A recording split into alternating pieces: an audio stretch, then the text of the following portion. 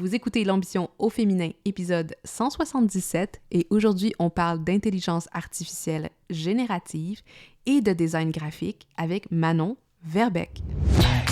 Mon nom est Tatiana Saint-Louis et j'anime l'ambition au féminin, un podcast pour toutes les femmes pleines de vision, de talent et de drive qui désirent redéfinir le succès selon leurs termes et leurs conditions. Chaque semaine, j'explore seule ou en présence d'invités les thèmes entourant la réussite professionnelle et personnelle. Mindset, productivité, leadership, branding personnel, c'est le rendez-vous pour réfléchir à la façon dont tu veux vivre ton plein potentiel et laisser ton empreinte dans le monde.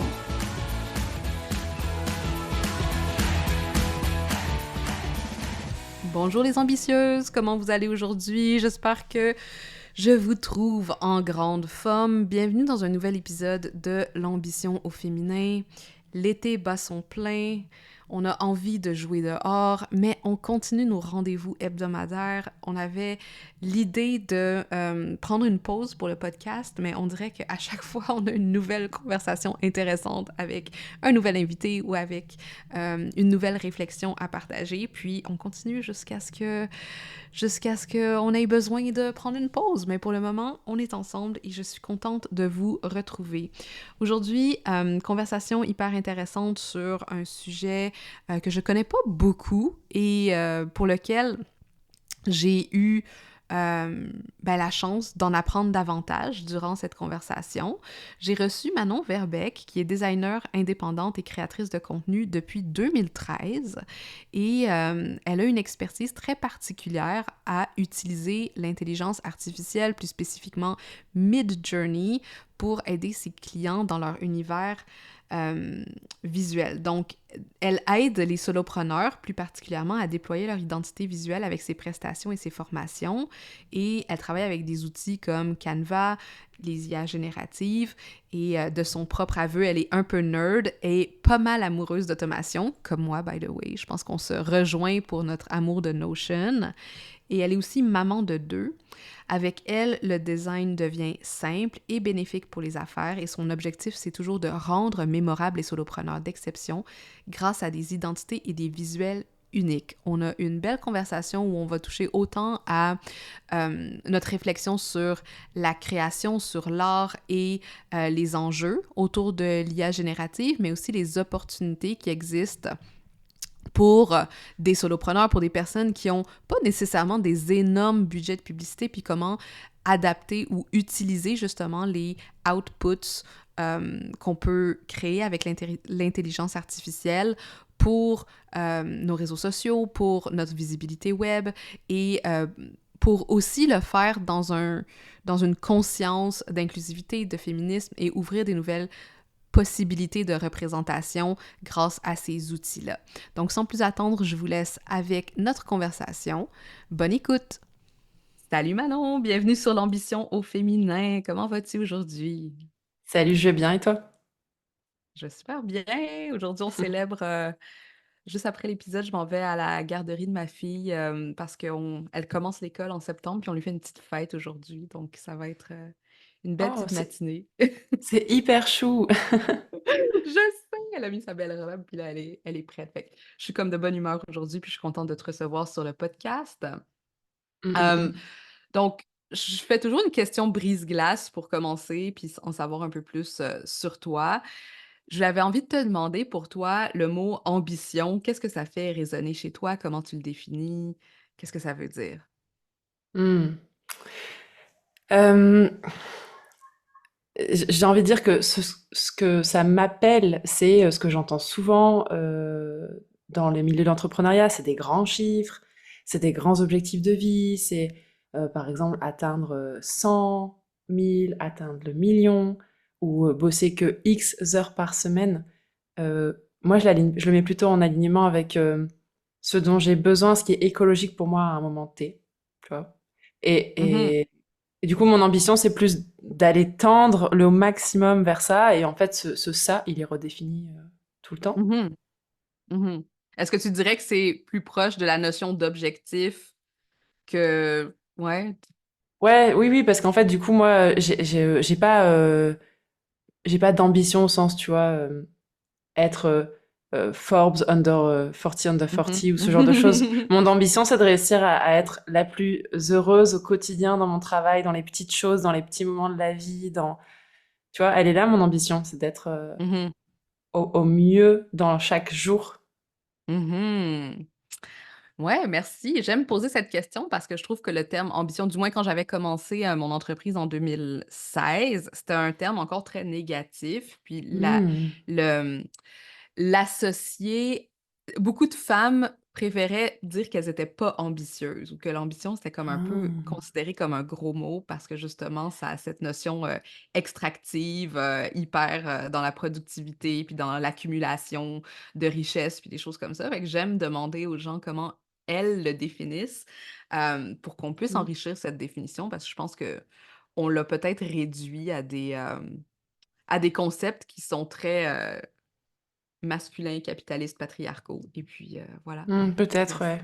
Mais Ouais. effectivement, je me sens un petit peu éloignée de ce terme. C'est pas, j'estime être ambitieuse parce que je m'arrête pas. J'ai des objectifs qui sont ambitieux, mais Mhm. ils sont effectivement assez éloignés des objectifs masculins, comme tu le dis, Mhm. capitalistiques. Intéressant. Good, ben aujourd'hui, on Ouais. va parler de intelligence artificielle et de design. Je trouve ça intéressant parce que je, réf- je réfléchis beaucoup au métier créatif versus à l'automatisation, mais aussi, je pense qu'il y a un lien aussi avec le type de rémunération qu'on peut demander pour notre créativité. Tu sais, il y a comme plein Mhm. de strates de réflexion autour de l'utilisation des machines pour nous aider à créer. Puis j'étais vraiment curieuse de connaître ta perspective, ton utilisation, parce que tu l'as comme prestation de travailler avec l'intelligence artificielle. Fait que peut-être Mhm, peux-tu nous mhm. dire un peu, juste pour commencer, comment toi tu l'utilises, comment tu sais, c'est quoi ton histoire avec l'intelligence Ouais. artificielle, puis comment c'est rentré dans ton fonctionnement. Ma première, mon premier point de contact avec l'intelligence artificielle, c'est un peu du... Parce que je suis touche à tout et que je suis un peu geek, j'ai tendance à tester tout le temps les nouveaux logiciels, les nouvelles choses qui sortent, à être pas mal dans l'expérimentation. Dès lors que je me laisse du temps, il y a aussi ça qui est nécessaire. Et j'ai vraiment mis mon nez dedans très fort quand j'ai vu arriver mon congé maternité et que j'ai senti que j'avais l'intention, j'avais l'ambition de passer sur de la formation en ligne à horizon plus 1 an. Mais l'arrivée de mon congé maternité m'a un peu accéléré ça et j'ai identifié que lancer une formation pourrait être un levier Mm. de sécurité financière. Et donc j'étais pile au bon moment pour pouvoir mettre un grand coup de recherche sur comment Midjourney pouvait aider les indépendants sur le web. Et donc j'ai fait ça et ça a été mon premier outil, mon premier vrai contact sérieux avec les IA génératives. En parallèle, moi j'ai utilisé ChatGPT, mais un peu en dilettante, comme n'importe quel autre indépendant, je pense. J'ai pas creusé et je me suis pas Mhm. formée intensément. Et aujourd'hui, l'IA générative visuelle, en tout cas, je me sers énormément de Midjourney au quotidien dans mon travail de direction artistique avec les indépendants. Parce que tout simplement, quand on est un indépendant, on a souvent besoin d'illustrer des choses, de se créer un univers et on manque de contenu en fait. Et donc on se retrouve soit dans l'excès, dans un sens, à devoir publier des visuels qui sont génériques et qui viennent de banques d'images, donc tout le Mhm. monde les a, ces visuels, d'une photo d'un ordinateur vu de dessus sur un bureau en marbre avec un stylo. Enfin, vous voyez ce genre de visuel très Pinterest, très Instagram. Euh, et l'excès inverse, c'est, ben, du coup, comme on n'a pas de visuel et qu'on n'a pas forcément un champ sémantique propre, on va mettre des selfies, des photos de nous, qui vont venir asseoir notre personal branding, mais pas une marque plus généralement. Et donc, travailler avec l'IA me permet d'outiller facilement et de manière créative tous mes indépendants avec qui je travaille. Maintenant, c'est quasiment un projet sur 2 projets sur 3, on va dire, qui fait le choix de l'IA dans la génération de visuels. C'est vraiment intéressant, puis j'avais pas pensé comme ça, mais c'est vrai que les réseaux sociaux, depuis quelques années, ont fait beaucoup ils ont vraiment fait une tangente vers le contenu visuel. Mmh. Puis je pense juste au fait d'être sur LinkedIn. Puis moi, je suis sur LinkedIn depuis, justement, depuis 2015-2016, de Ouais. façon assez Mmh. active. Et j'ai toujours aimé LinkedIn parce que pour moi, c'était un lieu où je pouvais juste publier du texte jusqu'à à peu près un ou deux, peut-être Mmh. une année ou 1 deux. an, ouais. Là, Mmh. soudainement, là, c'est comme, il faut absolument qu'il y ait une photo qui accompagne pour plaire à l'algorithme. Puis j'avoue que ça m'a vraiment refroidi par rapport à la plateforme. Parce que comme tu dis, tu sais, ça demande de Mmh. la recherche, ça demande, tu sais, faire un photoshoot, ça coûte de l'argent. C'est pas nécessairement un budget qu'on veut mettre à chaque année, mais souvent, je me pose la question comment, justement, les gens, ils font Mmh. pour prendre le temps de générer autant d'images. Fait que c'est intéressant que tu sois venu avec cette solution. Ouais, il y a vraiment il y a les gens qui font beaucoup de photoshoot parce que leur personal branding est hyper fort et ils ont beaucoup besoin de beaucoup d'eux. Tu vois, pour te donner le cas d'une cliente avec qui j'ai terminé l'identité aujourd'hui, on a clos aujourd'hui la prestation. Dans son identité, on est allé renforcer des choses qu'elle mettait déjà en place, c'est-à-dire qu'elle utilisait beaucoup le vocabulaire du croustillant, de l'élégance, mais en même temps quelque chose de très féminin, très acidulé. Et en Mhm. fait, elle s'adresse aux agences, aux agences créatives. Et donc, ce qu'on a fait, c'est qu'on a créé tout un univers vintage un peu rétro, à la Don Draper dans les agences de publicité Mad Men. Et tous ces visuels-là, en fait, on aurait pu passer des heures à les chercher dans des banques d'images. Hmm. À la place, on s'est concentré sur le fait qu'on savait ce qu'on voulait comme type de visuel, et donc on les a générés. Ça nous a aussi permis d'aller chercher des visuels qu'on n'aurait pas eu à l'époque, à savoir des hommes face à des machines à écrire, à savoir des femmes noires dans certaines situations, des bureaux qu'on n'aurait pas eu parce que la société n'était pas la même. Donc ça crée aussi des nouveaux Mm. des nouvelles choses. Et donc, cette cliente-là, elle est outillée en termes de visuel. Elle a tout pour, dans ses templates Canva, pour pouvoir créer, aménager. Et elle se pose plus la question de qu'est-ce que je mets comme. Est-ce que je dois mettre un selfie? Est-ce que je dois créer une composition avec du texte? Tout est prêt. Mhm.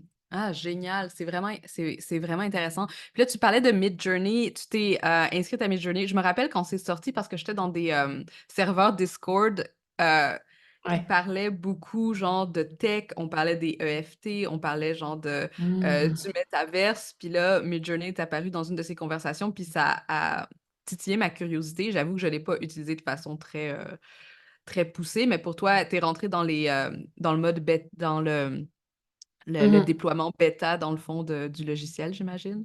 Ouais, tout à fait. Et j'essaie de rester à jour des nouveautés. Je suis sur des serveurs aussi francophones qui, qui font de la recherche tous ensemble, qui testent quand il y a des nouvelles fonctionnalités, qui cherchent un peu les limites, un peu de contenu, comment on dit, de communauté, quoi, où on va creuser ensemble pour approfondir, trouver des choses, les Mhm. failles.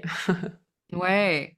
Puis qu'est-ce qui a fait que ben, je veux dire, tu fais du design graphique, mais qu'est-ce qui a fait que, selon toi, euh, t'as réussi à, je sais pas si on dirait craquer le code, mais à l'utiliser d'une façon qui euh, est beaucoup plus approfondie que simplement envoyer une commande Mmh. générique à l'IA générative. Tu sais, comme, c'est quoi les aptitudes, tu penses, qui ont été vraiment utiles pour toi pour apprendre Mmh. ben, cette méthode? Il est clair que la première compétence, c'est de la culture, Hmm. visuelle. Alors on peut, si on en manque, la travailler grâce à des sites d'inspiration, des banques de prompts, on peut aller copier des choses, voir, tester. Mais avoir une culture visuelle, savoir à quoi ça va faire référence quand on voit tel type d'image, savoir comment nommer les choses, ben ça aide énormément. Euh, et la deuxième chose, c'est la capacité à faire des choix. Euh, donc là, pour mes clients, du coup, la capacité à faire des choix en conscience, donc en prenant en compte la sémiologie, toute la signification des couleurs, des styles, de comprendre quels vont être les signifiants aussi en termes Mhm. de forme, qu'est-ce que va raconter notre image et qu'est-ce qu'on veut faire raconter à nos images.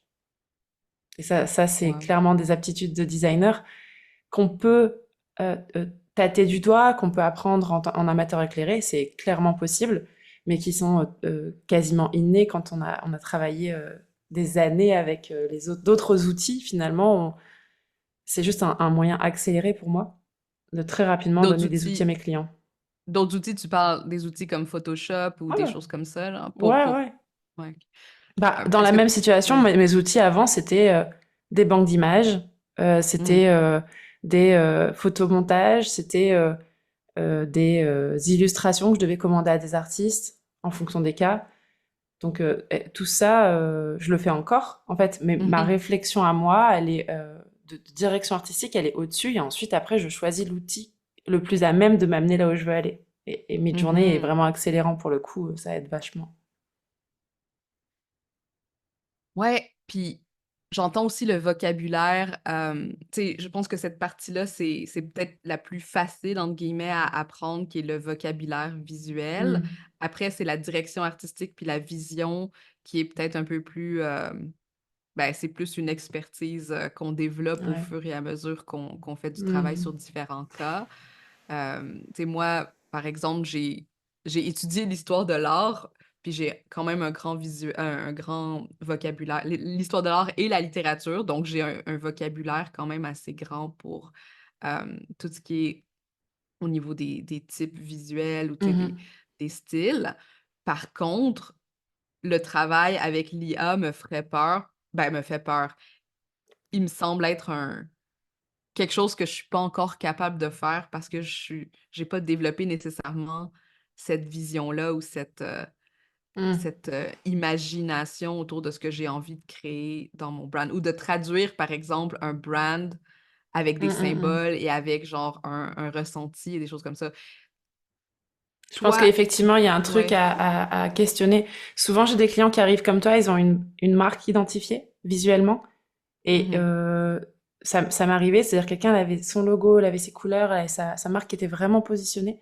Par contre, en termes d'outils visuels, elle avait uniquement ses selfies et, mhm, et, et, des, et des compositions que lui avait donné son designer, mais rien n'était dit sur quel traitement doivent avoir les visuels. Et donc, en fait, quand elle était dans l'IA, euh, elle n'avait pas d'intention, elle savait pas à quoi lui dire, et donc tout ressemblait à de l'IA. mhm, Parce qu'en fait, mhm. du coup, si tu sais pas dire, si tu dis c'est pas ce que tu veux, l'IA prend son style à elle. Elle a un peu, chaque IA a des entraînements qui font on va reconnaître un style plus Mhm. ou moins fort. Et donc, ce qu'on a fait ensemble, c'est juste, tu vois, 2 heures où on a questionné uniquement quel style doivent avoir tes visuels pour qu'ils s'intègrent au mieux dans ta charte et qu'ils viennent l'agrandir et pas la réduire. Vraiment Donc c'est peut-être intéressant. ça qui te manque toi, du coup, c'est ce petit travail de euh, quels seraient les meilleurs visuels pour venir compléter ma marque et venir l'amplifier, lui donner plus de force et qu'on reconnaisse encore ma marque quand il n'y a pas le reste, c'est uniquement mes visuels.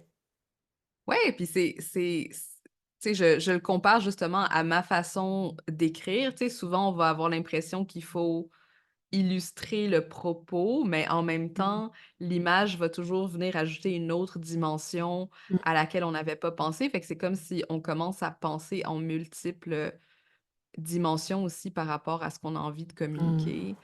Puis ça, je pense que c'est intéressant à faire, mais je pense que les gens le font peut-être intuitivement, mais le faire de façon intentionnelle comme tu le proposes, Mm. euh, c'est un autre degré de réflexion. Donc, j'aime vraiment cette approche-là que tu amènes. Est-ce que tu as réfléchi, ben j'imagine que oui, mais est-ce que tu penses que l'IA pose des dangers aux créateurs visuels ou aux créateurs, tu sais, ou aux designers, tu sais, comment toi tu comprends cette grande problématique de, euh, Mm. je sais même Mm. pas, le mot bastardisation me vient en tête, mais c'est peut-être pas le bon mot. La Tu sais, question de l'éthique, ouais. peut-être, Ben, la la question question de de l'éthique l'éthique. au niveau du copywriting, mais aussi au Ouais. niveau de le développement justement de ces aptitudes très uniques parce que chaque designer aussi a son style, va développer son style. Puis là, j'imagine quand tu vas dans l'IA, ben, tu rentres un peu plus dans, tu sais, toutes les possibilités sont Mmh. ouvertes et peut-être perdre un peu de cette personnalité, genre de l'artiste qui, se mêlerait avec l'outil, je sais pas, genre. C'est Est-ce que toi hyper tu penses intéressant. C'est des intéressant et dangers c'est ou une non? question qu'on m'a pas posée depuis très longtemps parce qu'en fait, il y a un peu 2 courants, il y a 2 veines en design graphique. Une veine qui dit qu'on est des artistes et une autre qui dit qu'on n'est pas des artistes. Et Mmh. dans ces deux séparations, avec évidemment un milliard de nuances au milieu, euh, tu vois, moi, je m'identifie pas comme artiste, c'est-à-dire que mon style à moi, je l'estime assez neutre. J'ai une Mmh. capacité à fluide, à utiliser tout un tas de styles variés qui vont venir mettre en valeur le client que j'ai en face de moi. Mais il y a effectivement aussi des designers qui ont des pattes très fortes et qui ont des styles très forts et qui, du coup, de fait, on vient les chercher pour leur style graphique. Il y a vraiment ces deux salles, deux ambiances. Et pour te répondre par rapport à la capacité des designers à continuer à être à ne pas être dans la standardisation et à pouvoir développer leurs propres expertises et leurs propres styles techniques, ça, je pense que ça se joue vachement en école et dans l'expérimentation et l'apprentissage. Euh, je trouve que c'est une époque incroyable aujourd'hui, là, en ce moment, d'être enseignant. Je suis vraiment navrée de plus avoir le temps et l'espace pour le faire. Quand je vois les rapports et les comptes rendus publiés par les enseignants sur l'usage de l'IA dans les écoles, Mmh. comme outil d'expression, en fait, comme outil de recherche, comme outil artistique, je trouve ça incroyablement intéressant. Et force est de constater que dans pas mal de travaux, c'est vraiment c'est un beau potentiel et on voit pas de standardisation. Au contraire, on voit des étudiants qui questionnent, qui se posent des questions d'éthique, de sens et qui sont critiques, hein, qui parfois aussi font des choix de se dire ben non, l'IA, ça sera pas pour moi et je vais Mmh. attendre qu'il y ait une moralisation de la chose. Mmh. Et après, sur le plan éthique, au niveau sociétal, je pense que ça nous dépasse un peu et que c'est le genre de choses, euh, moi c'est mon avis très personnel, hein, où le boycott n'a pas trop de sens. Par contre, la légifération, on dit comme ça, en tout cas, il est intéressant de légiférer Législation, ouais, ouais. collectivement. Donc, nous en Europe, on a le EU Act, IA Act, Mmh. qui est en train de se mettre en place dans les pays maintenant, euh, de manière à protéger les citoyens et à informer. Et pour moi, ça se joue vraiment là après, parce que c'est déjà massivement déployé, donc mm, Mmh. Ouais, parce que dans le fond, je pense que ce qui est intéressant avec ta distinction entre ceux qui se considèrent artistes versus ceux qui se considèrent plus, des conduits d'expression pour des marques, peut-être c'est pas le meilleur terme, mais bon, c'est ce qui me vient. Hem, il y a aussi l'enjeu que les IA sont entraînées avec des vraies œuvres de de vrais créateurs, dans le sens Ouais.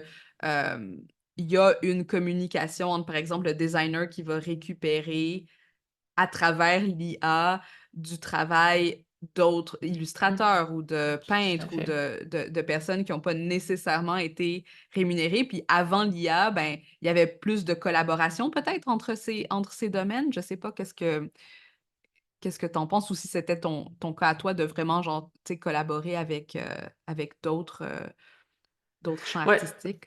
j'ai toujours en tant que designer collaboré avec d'autres prestataires, photographes, illustrateurs, dès lors Mmh. que ça sort de mon champ technique. Et je continue à le faire quand, en fait, on peut pas, l'IA pour l'instant, en tout cas, n'a pas la qualité, Mmh. clairement.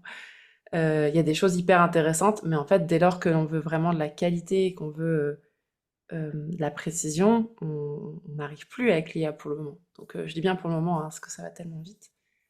Euh, j'ai perdu le sens de ma phrase, mais bon, ça va revenir. Ouais. Est-ce que tu peux reformuler enfin, Ouais, reposer ta en question? Ça fait, c'est reviendra ça, peut-être. c'est parce qu'on parlait de, des dangers aux créateurs, tu sais, les dangers de l'IA Ouais. aux créateurs. Puis bon, du côté des designers, on dirait que ta position, c'est plus, bon, le danger est pas si présent, ça permet genre un nouveau champ de créativité, beaucoup Mm. plus d'opportunités, des choses comme ça.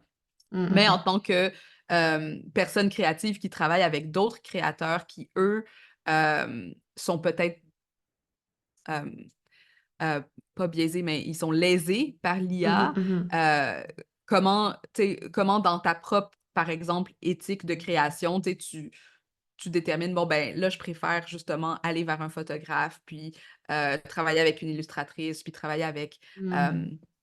euh, d'autres types d'artistes qui, ultimement, l'IA se nourrit de leur travail Ouais, aussi ouais, pour tout à pouvoir fait. créer. J'ai l'impression, après, on me détrompera peut-être, j'ai l'impression qu'aujourd'hui, la question, elle se pose pas vraiment dans le sens où les gens qui utilisent l'IA à 8 dollars par mois pour produire leurs visuels sont pas des gens qui avant achetaient de la commande d'œuvres Hmm. à des créateurs plasticiens, illustrateurs, photographes. Euh, en ce qui est, en ce qui concerne moi, mes clients, par exemple, ce sont pas des gens qui étaient en capacité de faire ça. Ils étaient en capacité, comme tu disais, peut-être d'acheter un photoshoot par an. Euh, et ça n'a pas du tout dévalorisé la valeur d'un photoshoot parce que clairement, faire des Hmm. visuels IA, on en a vu la limite. C'est nous, mais c'est pas vraiment nous. Mhm. Donc ça reste quand même la patte, l'œil d'un photographe reste quand même importante. Du coup, je pense que la question du remplacement des créateurs par des IA, elle se fait plutôt dans des secteurs capitalistiques forts, comme peut-être l'édition qui va avoir tendance à remplacer les illustrateurs.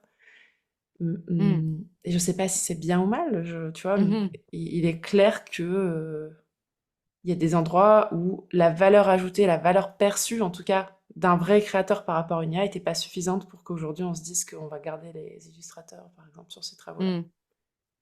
J'ai pas, Ouais, puis honnêtement, j'ai pas, je sais pas. je pense qu'on garde la vision aussi. Par exemple, je pense à la retouche photo, tu sais, que ça a toujours été un travail très, très technique et de précision. Puis on le faisait avec des outils du web comme Photoshop, justement, ou tu sais, Mhm. d'autres types, tu sais, Lightroom ou peu importe. Mais l'IA va probablement permettre de euh, fluidifier ce travail sans De nécessairement ouf. enlever la vision du photographe sur le produit final. Puis je pense il y a ça aussi là, que j'entends aussi dans ton Mhm. travail, c'est que la vision reste pas quelque chose qu'on peut déléguer à l'IA. C'est quelque chose qu'on doit établir d'avance et qu'on doit réfléchir ensemble d'un point de vue Mhm. créatif. Ouais, je pense vraiment que l'IA peut être une sorte de binôme stagiaire, assistant, ping-pong de création, Mhm. mais que l'humain a quand même son mot à dire sur la question de faire des choix, en fait, d'être éclairé dans ses choix. Et en termes par exemple, sur mon métier du design graphique, je vois bien demain l'humain qui est en place de faire des choix, donc identifier les couleurs, la manière dont on pose les textes, dont on agence les choses, et ensuite l'IA ensuite vient remplacer les métiers d'exécution. Par exemple, moi je vois pas la valeur ajoutée d'un humain à refaire 55 fois le même visuel en fonction des tailles d'écran, en fonction Mm. des tailles des panneaux publicitaires dans la rue, en fonction des prix. Mhm. Par exemple, pour les magasins, enfin, tous ces trucs-là, ça a tout intérêt à être transformé et utilisé, mis en œuvre par l'IA. Donc, je pense qu'il y a tu Ouais. vois, tant qu'on reste sur la partie créative, euh, faire des choix dans la main des humains et qu'ensuite, derrière, on donne la productivité et l'exécution aux IA, moi, ça me va. Ouais, ouais, je suis super d'accord avec toi. J'ai une amie, collègue entrepreneur qui, eux autres, ils génèrent des photos de tarmac. Donc, c'est des gros avions, puis un photoshoot avec un avion sur un tarmac, ça peut coûter genre des dizaines de milliers de dollars. Mais là, grâce à Mhm. l'IA, ben, ils peuvent créer justement du contenu sans avoir euh, à déplacer Oui. physiquement des objets aussi gros, tu Et puis, sais. toutes les agences, ici, là où j'habite, on a une agence qui est connue pour faire les films Décathlon. Mm. Euh, pour un film Décathlon, j'ose même pas dire le nombre de lieux. Parce que pour avoir le coucher de soleil sur une montagne, c'est du coup en Afrique du Sud. Pour avoir la Mhm. plage où ils font du beach volley, du coup c'est au Brésil. Tout ça pour une seule publicité de 30 secondes. Ben, tout ça, ça peut être vachement réduit aussi en termes de coûts écologiques et Mhm. économiques grâce à l'IA. Intéressant. À quoi tu fais le plus attention justement quand tu travailles avec l'IA? Est-ce qu'il y a des choses particulière que t'es comme, OK, ça, il faut vraiment que je sois précise avec ce type euh, de travail. Moi, la chose à laquelle je fais la plus attention maintenant, quasiment que ça, c'est les biais. Je fais Mm. attention, c'est-à-dire que à un moment donné, un peu comme quand on fait un premier jet d'écriture, qu'on y va un peu on tape, on tape, on tape, et à la fin on s'arrête et on dit, maintenant je vais ne regarder que l'orthographe. Parce que si on ne fait pas ça en conscience, on saute les fautes d'orthographe, notre cerveau les zappe. De la même manière, je produis, et à un moment donné, je m'arrête et je me dis, ok, maintenant, est-ce qu'il y a des biais que j'ai laissé passer parce que dans la manière dont mes prompts ont été faits, du coup, lui ne m'a mis que des hommes. Mm. Est-ce qu'il y a des choses à corriger? Et en fonction, du coup, je reprends mes prompts et je régénère des images qui vont venir compenser les biais que j'avais pu laisser passer. Mhm. Ça, c'est Ouais, parce vraiment qu'on la assume chose. qu'on a une vision. Non, mais c'est intéressant, puis c'est intéressant aussi dans un point de vue tu sais, féministe, puis de changement social aussi. Comme tu dis, là, la Hmm, représentation est importante. Puis ce qui est cool avec l'IA, c'est qu'on peut créer différentes types de représentations qu'on ne trouverait pas nécessairement dans des banques d'images qui sont, exactement. euh, qui sont pas, euh, qui sont pas conscientes à ces biais-là. Euh, Il y a eu d'ailleurs ouais. un peu un tollé parce que l'IA générative de Google est sortie et les gens se sont amusés à lui faire des choses que d'autres IA n'arrivaient pas à faire, par exemple. Et comme elle a été vachement, comment on dit, entraînée pour être hyper inclusive, du coup, elle commençait à faire des hallucinations, des erreurs qui étaient anachroniques ou pas du tout réalistes historiquement. Par exemple, elle faisait des papes. On lui demandait de faire fais-moi des papes. euh, et il y avait 4 visuels. Sur les 4 visuels, il y en avait un noir et un chinois. Et ça n'avait aucun sens historiquement. Mais comme l'IA avait été fortement entraînée pour éviter d'être uniquement blanche et masculine, ben, du coup, on a des choses comme ça qui étaient un peu euh, pas véridiques, Anachronique. en tout cas, Ouais, ouais, ouais, ouais. anachroniques. Ouh, ouais. Intéressant. Donc, fact check. Il y Bref. a toujours c'est ça, hein, il faut déterminer qu'est-ce qu'on veut. Est-ce qu'on veut. Tu sais, parce que je pense, mettons, à Bridgerton, où Mm. il y a beaucoup de gens qui vont dire ah, mais c'est pas réaliste de penser que, tu sais, il y avait des personnes noires qui. Da, da, Mhm. da. Puis d'un autre côté, c'est comme non, mais on est dans un univers qui est modifié, qui est transformé. Puis Mm. je pense qu'il y a ça aussi, euh, l'idée que l'image ou la photo est une représentation de la réalité. Là, on Mm. est en train de brouiller ces pistes-là aussi avec l'IA Complètement. générative. Ouais. Ce qui pose ses propres problèmes, mais aussi qui offre des opportunités créatives. euh, Mm. au niveau psychologique puis au niveau social. Qu'est-ce que tu vois qui s'en vient justement en termes d'opportunités avec l'IA pour les designers, pour les créateurs? Ou quelque Je... chose que tu aimerais voir arriver? Hmm. Ce qui est assez excitant là qui arrive, c'est toute la partie conception de wireframe et de site internet. C'est une autre partie de mon travail, mais Hmm. jusqu'ici, ça va être encore un peu IA protégé parce que c'est très technique, c'est très compliqué, et en même temps, c'est très très chronophage. Et ça demande de traiter pas mal de données quand on fait de la recherche utilisateur. Ça demande de traiter beaucoup de données pour comprendre les comportements finement des gens. Et ça, je pense que c'est assez excitant. Alors, c'est pas vraiment dans l'univers visuel, mais c'est dans la recherche derrière. Et j'ai un peu Mhm. hâte de voir ce qui va se passer dans les prochaines, presque mois, je pense, dans les prochains mois. C'est en train d'arriver. Hmm.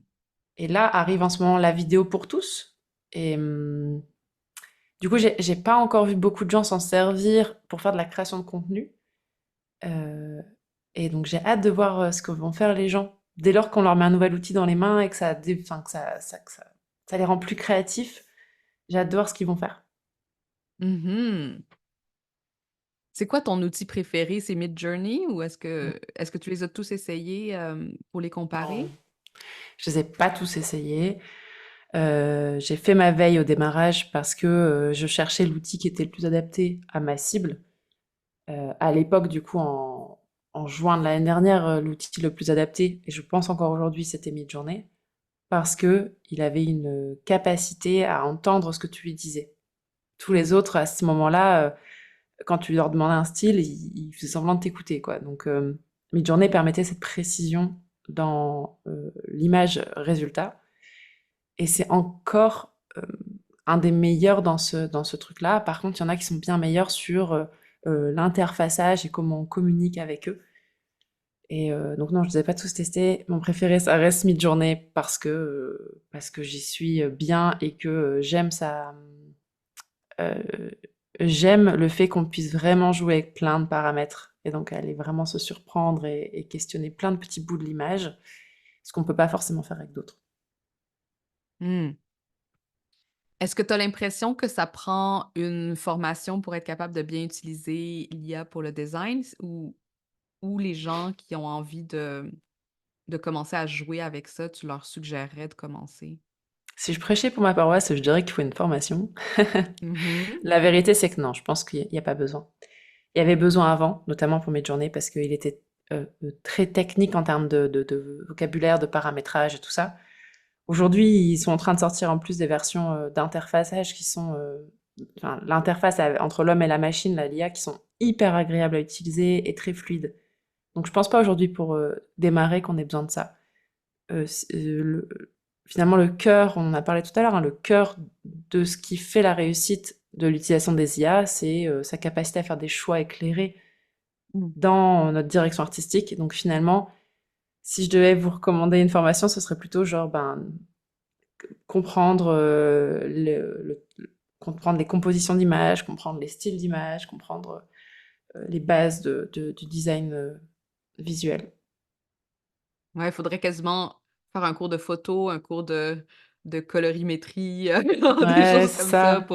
pour être capable de Parce vraiment que c'est aller à un pas juste prochain avoir level. beaucoup de curiosité, un petit peu d'histoire de l'art, un petit peu de tout.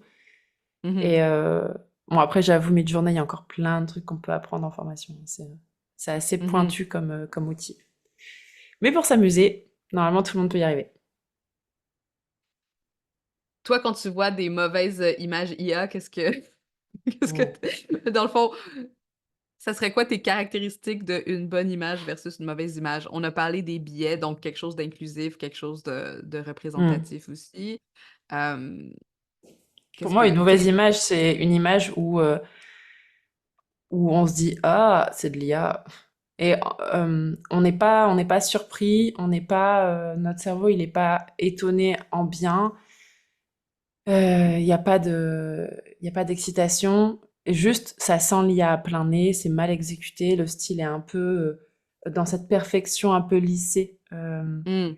euh, avec un style très standard de l'IA. Et pour moi, une bonne image IA, c'est une image où on se dit, attends, mais c'est de l'IA là? Ah ouais, c'est intéressant. Et parce qu'en fait, l'image vient créer quelque chose de nouveau, vient un peu questionner, vient mélanger des choses qu'on n'a pas l'habitude de voir, euh, mais qu'elle est faite avec intention, avec précision, et donc du coup, elle vient vraiment renforcer l'image de marque sans crier à plein excès de l'IA. Hmm. Un peu comme un bon Vraiment maquillage, intéressant. tu vois. Oh, Euh, ouais. un bon maquillage qui dit genre, qui convainc le reste de ton corps, qui crie pas je suis maquillée, qui est en adéquation avec le reste et qui est subtil, quoi. Mhm. Ça me donne plein d'idées. Puis aussi, tu sais, le fait, moi, je travaille beaucoup en positionnement de marque, donc c'est vraiment mon expertise. Mais je pense qu'il y a comme un travail qu'on fait en amont aussi pour aller chercher les bons mots, la bonne ambiance, Mm. la bonne Oui. réflexion aussi, qui après ça va servir quand on rentre dans la déclinaison justement de cette image-là. Puis je suis vraiment curieuse de voir ce que tu fais avec tes clients. J'ai regardé ton site, mais il y a quelques études de cas, mais j'ai pas vu. Elles n'ont pas été Non. publiées encore. C'est horrible. Juste avant qu'on s'appelle, j'étais en train de commencer à travailler avec ChatGPT en binôme. C'est-à-dire que je lui dictais ce que j'avais fait avec les clients et Mhm, pour qu'il m'aide à structurer ces études de cas qu'il faut absolument que je mette en place sur mon site internet. Je suis vraiment mhm. une cordonnière très mal chaussée. Mais Et tu disais que donc tu travailles sur l'image de marque et tu parlais des mots. Et quand on travaille sur l'image de marque, il y a aussi un moment donné où des fois on va aller questionner l'univers sémantique, le vocabulaire, le lexique. Est-ce que ça fait référence plutôt à des mots qui vont faire référence à l'eau, à la création, à la terre, enfin. Et je pense à une cliente qui avait tout un univers. Elle avait tenté de faire un univers sémantique autour du surf. Et en fait, elle se rendait compte que ça collait pas avec sa cible. Ou en tout cas qu'avec une toute petite partie de sa cible. Et finalement, elle a, de fil en aiguille, commencé un univers sémantique autour du jeu vidéo par rapport au fait qu'être entrepreneur, il y a aussi il y a des boss finaux, il y a des méchants, l'URSSAF en France, il y a des niveaux, enfin voilà. Et donc, en questionnant du coup visuellement ensuite derrière, on a décliné tout un champ lexical visuel autour du jeu vidéo en demandant à Midjourney de lui créer des visuels en référence à des jeux comme les jeux de Tycoon, Zo Tycoon, Roller Coaster Tycoon, ou des jeux de fight. Et donc maintenant, en fait, elle a cet univers sémantique qui vient en ping-pong, qui vient faire des renvois à son univers lexical quand elle écrit son post sur LinkedIn par exemple, ou quand elle écrit ses pages de vente. Ben, on va retrouver des jeux de mots, des mots-clés liés à l'univers du gaming qui parle bien aux entrepreneurs, et en même temps l'univers visuel qui va venir renforcer ça. Et c'est assez intéressant. C'est fascinant, ça me donne vraiment genre envie d'en savoir plus sur sur ta méthodologie, puis vraiment de l'expérimenter. C'est dommage que ce soit un podcast et que il n'y ait pas d'image. Oui, c'est ça, parce que ça serait vraiment, vraiment cool de le voir. Est-ce que justement, tu partages tes processus sur les réseaux? Genre, comment on fait pour en savoir un peu plus sur ton travail? Puis c'est ça, si on veut travailler avec toi, où on te trouve, c'est quoi tes plateformes? Alors j'essaie de publier un peu les coulisses professionnelles, on va dire, sur LinkedIn, donc de montrer ce que je fais avec les clients, comment je travaille, comment, notamment aussi mes coulisses un peu de building public, comment j'explore d'autres outils, comment je construis mon marketing, ma propre aussi image de marque, puisque c'est aussi comme ça que j'ai commencé, en faisant ma propre image de marque avec des Marie-Antoinette. Donc tout ça, ça va être sur LinkedIn. Sur Instagram, vous allez pouvoir trouver plutôt les coulisses parentalité et entrepreneuriat dans la vraie vie. Sur mon site internet, vous avez les offres, donc la manière dont on peut travailler avec moi. Par exemple, avec l'IA, j'ai une formule atelier de 2 heures pendant lesquelles on travaille uniquement ça. Quel va être ton univers visuel en fonction de là où tu es avec ta marque, toi. On regarde et donc on travaille ensemble cet univers visuel.